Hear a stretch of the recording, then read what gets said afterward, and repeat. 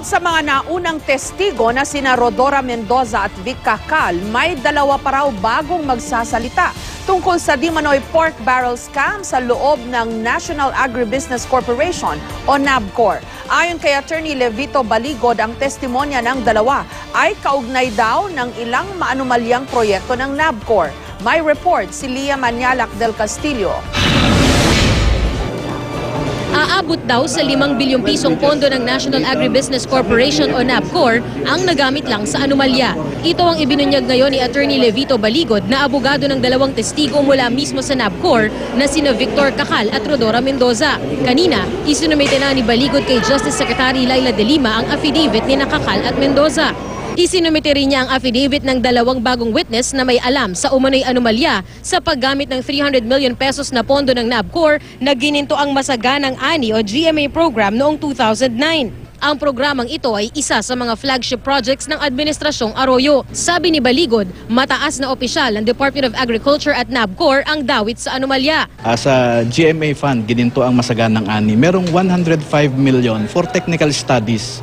Pinalabas nila na yung technical studies ang nagkandak 10 NGOs. Pero sila rin mismo ang gumawa.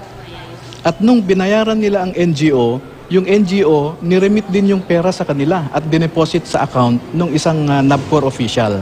Ayon kay Baligod, bukod sa gininto ang Masaganang Ani Fund, 8 iba pang pondo ng NABCOR ang di umano'y nabahira ng anomalya, kabilang ang Barangay Food Terminal Fund na pinakinabangan umano ng ilang mamamahayag. Yung mga cheque na ibinayad sa ilang mga media practitioners ay kasama doon sa mga anomalous transactions ng NABCOR.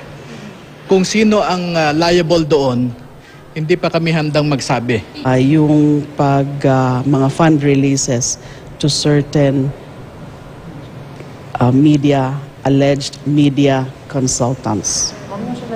So actually, hindi lang pala yung dalawa na nabanggit na. Meron pa daw iba. Pinulong na rin kanina ni De Lima sina Cacal at Mendoza kasama si Baligod. Paglilinaw ni Baligod, hindi desperado ang mga testigo niya na maging state witness tulad ng sinasabi ng bagong pinuno ngayon ng NABCOR na si Honesto Baniked. Bago siya magpuna, siguro tingnan muna niya kung ano yung ginagawa niya ngayon sa NABCOR. Tingnan niya kung bakit yung halimbawa phone bills ng asawa niya nakacharge sa NABCOR. Sinusubukan pa namin kunan ng reaksyon si Baniked. Lia Manialac del Castillo, GMA News.